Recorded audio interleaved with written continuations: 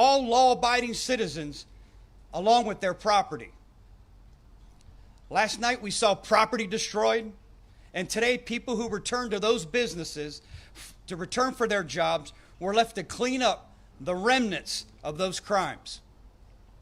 I won't, and we cannot tolerate this. I'd like to talk directly to anyone thinking of taking advantage of this moment to break our laws and further incite violence or commit crimes. If you break the law, we will arrest you. We will lock you up. If you harm others or their property, you're going to jail. If you continue to betray the cause of peaceful protesters by inciting panic and looting, there will be consequences. I think we've been crystal clear. The men and women of our sheriff's office will carry out their mission to restore law and order with professionalism and precision. You will not continue to spread fear and lawlessness in Hillsborough County for even one more night. So the choice is yours. Obey the law and respect your neighbors, their families, and their property. Anything less is unacceptable. At this time, I'll ask the chairman of our county commission, Les Miller, to please come forward and share some words. Chairman. Thank you, Sheriff. We all know that George Floyd was murdered. There's no doubt about it. That was a murder. And the gentleman that, we want to call him a gentleman that kept his knee on his throat for over 8 minutes has been arrested and charged with third-degree murder. Hopefully that will change. And we're hoping and praying that the other 3 or 4 officers that stood there and didn't do anything about it would be arrested and charged also. But peaceful demonstration is what message we should be sending. Martin Luther King did peaceful demonstration, and it opened the doors for many of us to be where we are today. I'm a 69-year-old black man that grew up in Tampa. I know what it's like to be stopped by the police or the sheriff. I know what it's like to be questioned for no reason at all. I know you're hurting. We all are hurting. I'm hurting. I have 3 grandsons and 3 granddaughters that I talk to each and every day to tell them what they should do and what they should not do. But this is what's going on last night. It's uncalled for. We should not have it in our city, and we should not have it in our county. Peaceful demonstration, your frustrations getting out by signs carrying and saying what you have to say. And sometimes it's tough on law enforcement to hear that because you're right up in their faces. But when you're done with that, go home. We do not need the looting and the crimes that were committed last night. Somebody lost their job last night. At Champs, some mother who was probably working 2 jobs lost her job last night. A black man that owned Shoe Mountain lost his store last night, and jobs were lost. We're not going to tolerate that in our community. The sheriff has said he will arrest, and we will stand by him with those arrests. But if you do peaceful demonstration, letting people know what needs to happen in this community and across this city, this county, this state, and this country, Lord knows we'll be right there with you. But when you start to violence, we will not be there with you. We will stand by and let the sheriff and the police do their job. Ladies and gentlemen, when the sun sets and your demonstration is over, go home. Please go home. We hear you. Those of us in authority, we're doing the very best we can to make sure that does not happen here, and we understand what needs to happen, and we'll be working on it.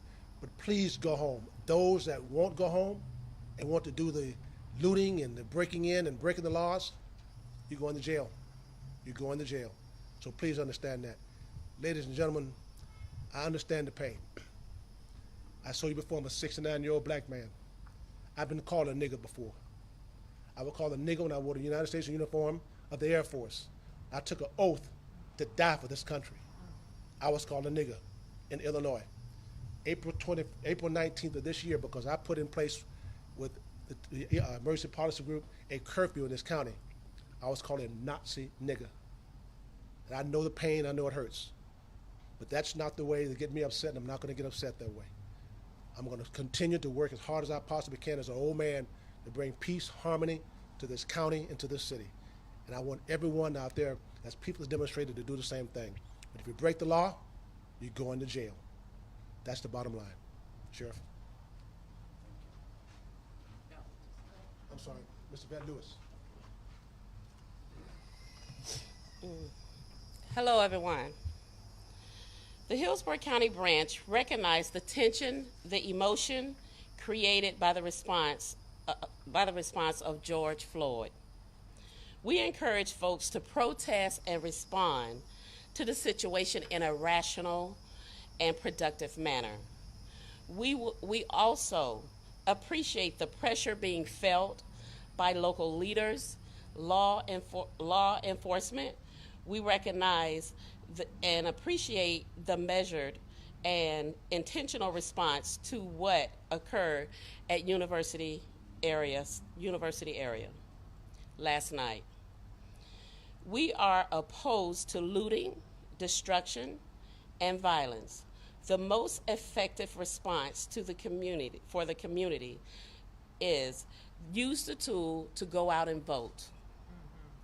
Show your strength at the ballot box. Let your voice be heard. Make a difference. Thank you.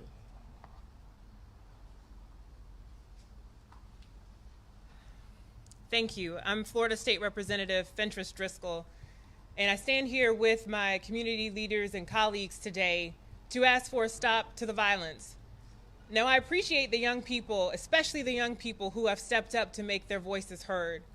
We know that in the history of this nation, student protest has gone a long way towards pushing for change, whether it was in the civil rights movement, the anti-war movements. We need student voices. We need young people to rise up.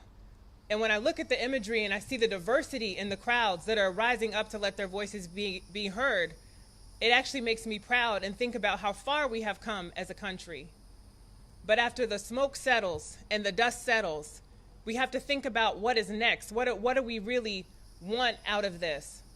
What we don't want is to hurt and harm the very communities that we've been trying to build up. When you tear down a Black-owned business, you are hurting the very community that we have worked so hard to try to build up. Think about your actions. They always have a consequence.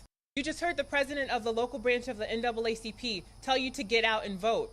Get out and vote. I know that's a ways away. In August, we've got primaries. In November, we've got a general. But you know what you can do? You can take your anger and translate that into action and make sure that your friends are registered to vote. It costs nothing. Vote is. There is nothing more than a politician fears than an educated voter with a vote. Don't be afraid to use it. Don't be afraid to have your friends use it. You can do this. Be the change that you want to see in the world. It is not an impossibility. We are standing here united because we also want to hear from you. We want to hear from you as we think about and formulate the what's next. Get in touch with the NAACP. They have meetings every month. They have a Facebook page. Send a message. Let them know. Reach out to me. Email me, call my office. We want to hear this as we head into the next legislative session. What is it that you want? You've got a county commissioner here. You've got people from the city. What is it that you want? We have a mayor who was out there marching with the protesters. What is it that you want? We're here. We want to take that anger and that frustration that we all feel and translate it into action. Because it's time over for words. It's time for meaningful action. I know that I am committed. I know that the people behind me are committed. We want to see these positive changes. You know, I'm from Polk County, which is nearby. Polk County has its own issues with a history of racial injustices, but raised by parents who grew up in the civil rights movement. What we see today is not spontaneous. The murder of George Floyd was not spontaneous. These protests are not spontaneous. These are long simmering tensions that have been building. But now that they've been brought to the forefront, we have to think about what's next and work together to build something stronger and more unified. I believe we can do it. Thank you. Thank you, Representative Driscoll, and everyone who spoke today. Sure appreciate everyone showing up today. You, each and every one of you, are what's right with this community. And I commend you, I applaud you, and I'm so grateful to stand here as a partner as we make progress and improve our community together. Thank you. At this time, if I may, I'll open it up for any questions for myself and anyone standing here with me. Sheriff, how's your deputy doing? Which one? How many got hit? Unfortunately, we had two that got struck last night. One got struck with a brick in the back of the head, suffered a concussion. Luckily, nothing long-term or serious. We had another one that firework was directed towards him, hit him in the facial area, and I think some light burns where his uniform started to catch fire, but he's going to be okay as well. I appreciate you asking. Were those both Yes. Yeah, both incidents occurred in front of the mall where it became very violent last night. I was out there all night. I was there when there was about 7 deputies in front of an area where 2 people were detained and glass was broken, and it was 7 or 8 deputies, and there was about 100 people in front of them, and they held the line, and it was way before things really escalated. What do you say about those 7 deputies that held that line in the face of, there's more than 100 people, there's 500 people around them? It seems like I'm constantly standing in front of the microphone talking about how proud I am of the men and women, the 4,000 men and women of the Hillsborough County Sheriff's Office. But I was out there too last night, and I was standing not too far from them.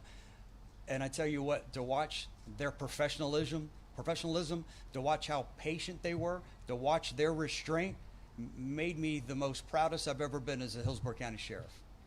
The chamber sports, I got in there as well right after, right when the fire started. I watched them set the fire, watched them break in, watched them loot the foot action. I was the only person there with a camera. There was no fire, no police, no deputies. Sort of what is your protocol for having to figure out whether or not you can handle that amount of people, and were you guys outnumbered? Yeah, at one point we were simply unnumbered, and first time of being a deputy with the Sheriff's Office for River had to do an all call and ask for every available unit in our entire 1,100 square mile county to respond to the University Mall because the crowd had become that violent. We're hearing about 1,000 people are expected to turn out tonight. What are your plans to sort of keep that crowd under control? Yeah, great question. We'll have a protocol in place. Our crowd management team is ready to go. We certainly have a robust uniform presence that will be out there. I've also been in contact with surrounding county sheriffs. They've agreed to provide any type of assistance. They're simply a phone call away. So we'll certainly be out. It seems like it's going to be a long evening, and we will monitor the crowds, monitor the behavior, and make the decisions along the way. But I can assure everyone watching, the Hillsborough County Sheriff's Office is ready. I'm only hoping that the voices can be heard, their avenue of expression can be peaceful. Was there a failure to have the numbers in place before you had to make that all call, but things just went nuts? I mean, did you guys not anticipate that type of violence? You can never anticipate. You never have a crystal ball. You can never make any type of predictions, and we still have the remainder of the county to protect. There's no protocol saying we're going to be in this area. The protesters, the looters, the rioters, those who want to harm another by throwing rocks and bottles, you never know where they're going to be. So you have to have a very flexible and fluid operations plan to be able to respond in a moment's notice to anywhere in our county, including the city, Plant City, Temple Terrace, the airport, wherever we may be needed. As in the case last night, during the day we were supporting Temple Terrace. Then it moved into the city. We were there as a support mechanism for the city of Tampa. Then it moved across the county, into the county for a short time. We needed help there. We had to have the city come provide help with us. Then we moved back into the city. It seemed like it moved from 30th Street and Bush up to Fowler. They made their way down to Nebraska, down Nebraska, all the way to Waters Avenue until we could finally get them dispersed. And I guess around a little after 4 o'clock this morning, we were able to send some troops home to get some rest. There was never a call of, hey, there's too many, we're going to let it go. It's just the fact that you couldn't get in there. Not at this point, and I'm going to do everything within my power to ensure that doesn't happen. It's a charge of responsibility that we have to protect individuals, to protect individual property, and we're going to do everything we can. We arrested 7 individuals last night, and that's because that's all we could arrest and do so safely. Was there ever consideration to call in the state National Guard or any other outside forces to help with this? There was not, and if it was up to me, I don't foresee that happening. I hope that's not in our future as we plan activity over the next couple days. We have enough assets. We have enough assets in surrounding counties. I don't believe there would be a reason. I hope with these heartfelt pleas for peaceful protest that the riots, the damaging of property, the hurting of another human being will stop, and we won't even have to consider that option. Any other questions? Thank you. Thank you, everyone.